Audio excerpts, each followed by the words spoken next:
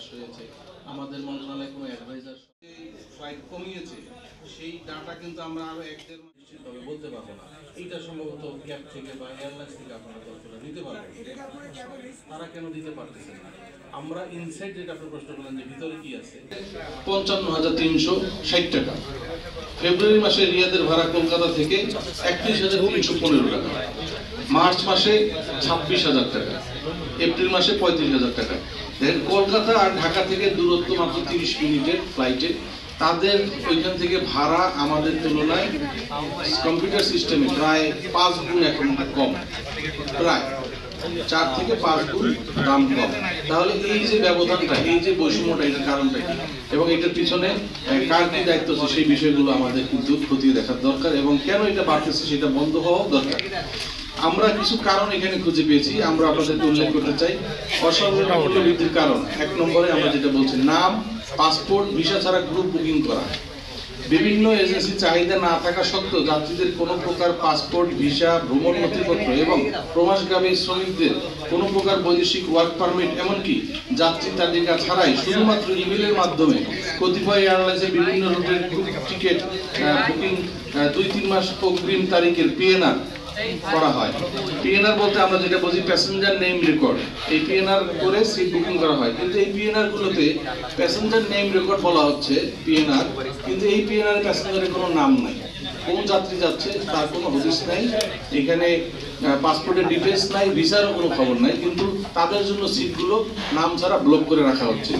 বর্তমান সময়ে যদি আমরা সরকার যদি এটা খোঁজ নেয়, দেখা যাবে 50 থেকে 60,000 সিট এভাবে নাম ছাড়া ব্লক করা আছে বিভিন্ন এয়ারলাইন্সে।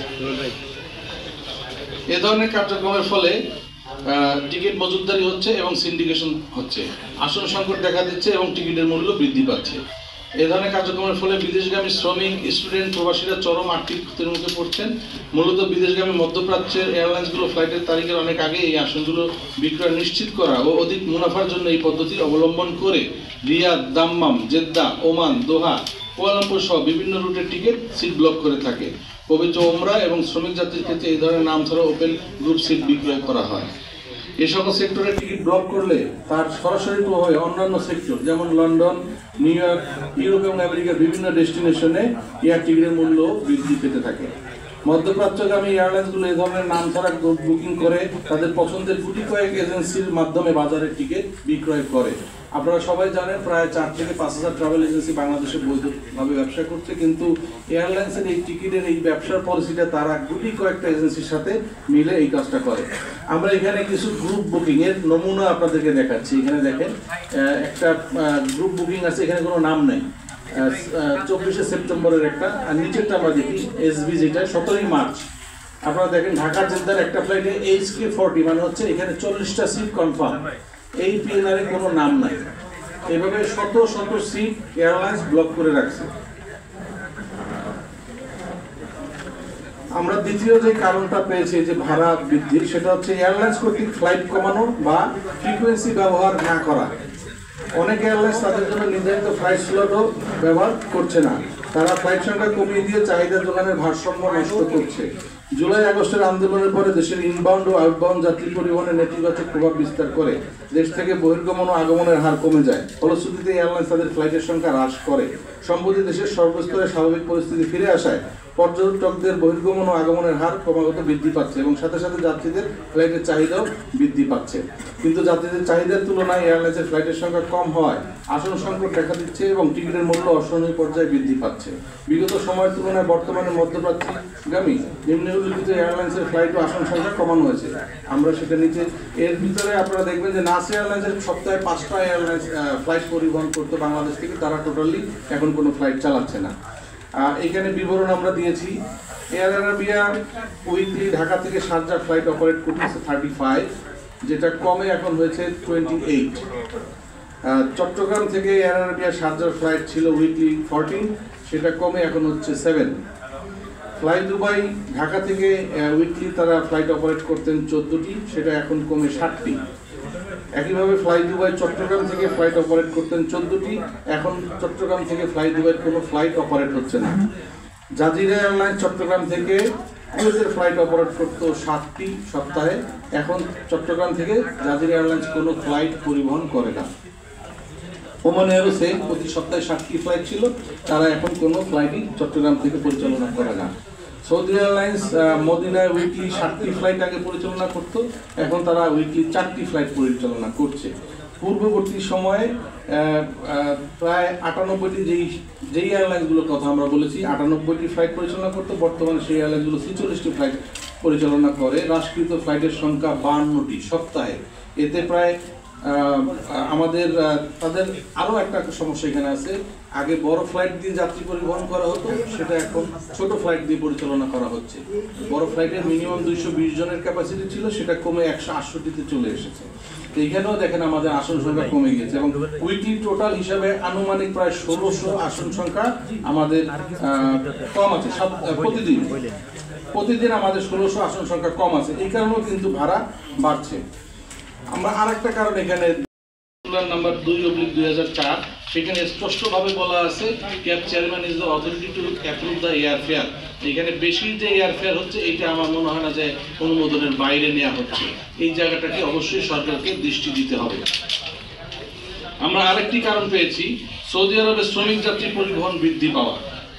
দেশের বৈদেশিক মুদ্রার অন্যতম প্রধান উৎস জনশক্তি রপ্তানি। আমরা জনশক্তি কর্মসংস্থান ও প্রশিক্ষণ ব্যুরোর তথ্য অনুযায়ী তাদের ওয়েবসাইটে তথ্য দেওয়া আছে, 10,11,969 জন শ্রমিক ছাড়পত্র নিয়ে বৈধভাবে বিভিন্ন দেশে নিয়োগ পেয়েছে। তার মধ্যে বড় বাজার হচ্ছে সৌদি আরব। গত সেপ্টেম্বর মাস পর্যন্ত প্রতি মাসে আনুমানিক প্রায় 40 থেকে 45 হাজার ছাড়পত্র বিএমইটি থেকে দেওয়া হতো, যেটা অক্টোবর মাস থেকে অক্টোবর, নভেম্বর, ডিসেম্বর আমরা দেখেছি। এখানে স্লাইডে আপনাদেরকে দেখাচ্ছি, পরের স্লাইডে সেপ্টেম্বরে আমরা দেখেন 44,249 জনের ছাড়পত্র দেওয়া হয়েছে সৌদি আরবের, যেটা অক্টোবরে গিয়ে ডাবল 83,582 জন, নভেম্বরে 83,733 জন, ডিসেম্বর মাসে 86,866 জন। এই যে সৌদিগামী যাত্রী সংখ্যাটা ডাবল হয়ে গেল, এখানে পরিবহনের ব্যবস্থা আমরা কি করেছি বা আমাদের এখানে সমন্বয় নাই কেন, এটার দায় আসলে কে নিবে? প্রবাসী কল্যাণ মন্ত্রণালয় বা বিএমইটি তারা তাদের কাছে এই তথ্যটা আছে, সিভিল এভিয়েশন অথরিটি কি সেটা জানে বা বিমান মন্ত্রণালয় কি সেটা জানে? তাদের মধ্যে যে এই যে একটা সমন্বয়হীনতা, সেইটাও আমরা মনে করি একটা দায়ী। চাহিদা ও ক্যাপাসিটির ভারসাম্যহীনতা, এটা আপনারা বুঝতে পারছেন যে চাহিদা আমাদের অনেক বেশি, ক্যাপাসিটি আমাদের অনেক কমে গিয়েছে, এটা একটা কারণ। দেশীয় এয়ারলাইন্সের সক্ষমতার অভাব। আপনারা জানেন আমাদের ন্যাশনাল ক্যারিয়ার বাংলাদেশ বিমান এয়ারলাইন্স, তাদের মার্কেট শেয়ার বিলো 20। এই যে বেশিরভাগ যাত্রী পরিবহন বাংলাদেশ বিমান করতে পারে না, বিদেশি এয়ারলাইন্স করে। আমাদের ডিপেন্ডেন্সি বিদেশি এয়ারলাইন্সের উপরে বেশি হওয়ার কারণে তারা এখানে বাড়তি সুবিধা নেওয়ার সুযোগ নেওয়ার চেষ্টা করে যাচ্ছে। এয়ারলাইন্সের রেমিটেন্স সমস্যা, এইটা একটি বড় সমস্যা। এয়ারলাইন্সের পক্ষ থেকে আমরা এটা জেনেছি যে তারা যেই বিক্রয় করার পরে যেই টাকাটা কালেকশন হয় বাংলাদেশে, সেই টাকাটা তাদের স্ব দেশে পাঠাতে পারছেন না ডলার সংকটের কারণে। এইটার কারণে তাদের কস্ট অফ ফান্ড বেড়ে যাচ্ছে, তাদের অপারেশন কস্ট বিভিন্ন কারণে বাড়তি হচ্ছে। এই কারণে তারা টিকিটের ভাড়া বাড়িয়ে তাদের এই খরচগুলো অ্যাডজাস্ট করার চেষ্টা করছেন, এটাও তাদের একটা দাবি। তো এইখানে এয়ারলাইন্সের রেমিটেন্স যাতে দ্রুততার সাথে ছাড় করা যায়, সেজন্য বাংলাদেশ ব্যাংক সহ সংশ্লিষ্ট যারা অথরিটি আছেন তাদের আমরা দৃষ্টি আকর্ষণ করব, কারণ এয়ারলাইন্সকে কমফোর্ট না দিলে কিন্তু এই ভাড়া কমানোটা খুব কঠিন হয়ে যাবে। আমরা বিভিন্ন সমাধানের পথ আমরা আমাদের কাছ থেকে যেটা মনে হয়েছে আমরা সেখানে তুলে ধরতে চাই। প্রথমত, শিডিউল ফ্লাইট বৃদ্ধি করা, অতিরিক্ত ফ্লাইট পরিচালনার ব্যবস্থা করা, দ্রুত অনুমোদন দেওয়া ও ওপেন স্কাই ঘোষণা করা, যাতে আগ্রহী যে কোনো দেশের যে কোনো এয়ারলাইন্স বাংলাদেশের বর্তমানে এই সংকটকালীন মুহূর্তে ফ্লাইট পরিচালনা করতে পারে। এই ক্যাপাসিটি ছিল সেটা তো কমে গিয়েছে। আর আরেকটা প্রশ্ন আপনার ছিল যে 60,000 সিট, আপনি দেখেন যে প্রতিদিনে আমাদের ক্যাপাসিটি কত। প্রত্যেকটা এয়ারলাইন্সের টোটাল ক্যাপাসিটি 60%, কোনো কোনো এয়ারলাইন্স 80% পর্যন্ত টিকিট ব্লক করে। বাংলাদেশ থেকে মধ্যপ্রাচ্যে প্রায় 25টার উপরে এয়ারলাইন্স পরিবহন। এখন আপনি ক্যালকুলেশন এয়ারলাইন্স যদি 1000 সিটও ব্লক করে থাকে মাসে, তাইলে 25,000 সিট এমনিতেই হয়। আমরা যেটা বলেছি 50,000 সিট, যদি আপনি ক্যালকুলেশন করেন আরো বেশি হবে। সভাপতি আমি মাহফুজ বলছিলাম, চ্যানেল 24 আছি আমি। আপনার কাছে জানতে চাই আপনারা সিভিল এভিয়েশন অথরিটির সাথে কোনো কথা বলেছেন কিনা, কারণ সিভিল এভিয়েশন অথরিটি হচ্ছে টিকিটের হাই প্রাইস এবং লো প্রাইস সিলেক্ট করে থাকে। তো এয়ারলাইন্সগুলো তো তাদের নিয়ন্ত্রণে থাকে এবং তাদের কাছ থেকেই ভাড়াটা তারা সিলেক্ট করে দেয়। সেক্ষেত্রে আপনারা এই সমস্যাগুলি নিয়ে সিভিল এভিয়েশনের সহায়তা পেয়েছেন কিনা বা তাদেরকে অভিযোগ করেছেন কিনা? ধন্যবাদ। ধন্যবাদ। আমরা সিভিল এভিয়েশন অথরিটির চেয়ারম্যান মহোদয়ের সাথে গত 2-2.5 মাস আগে একটা সভা করেছিলাম। তার কাছে আমরা লিখিত আমাদের যেই সমস্যাগুলো হয় সেগুলো আমরা জানিয়েছি এবং ব্যবস্থা নেওয়ার জন্য অনুরোধ জানিয়েছি। আর বিমান মন্ত্রণালয়ের সাথে আমরা এই বিষয়ে যে সংকট এবং টিকিটের প্রাইসের যে মূল্য অস্বাভাবিকভাবে বাড়ছে সেইটা নিয়ে আমরা কথা বলেছি। সভা হয়েছে সচিব মহোদয়ের নেতৃত্বে, সভাপতিত্বে।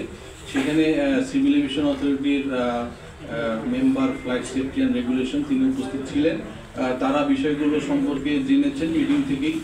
সেখানে অন্যান্য মন্ত্রণালয়ের প্রতিনিধিরাও ছিলেন, আকাব, পায়রা,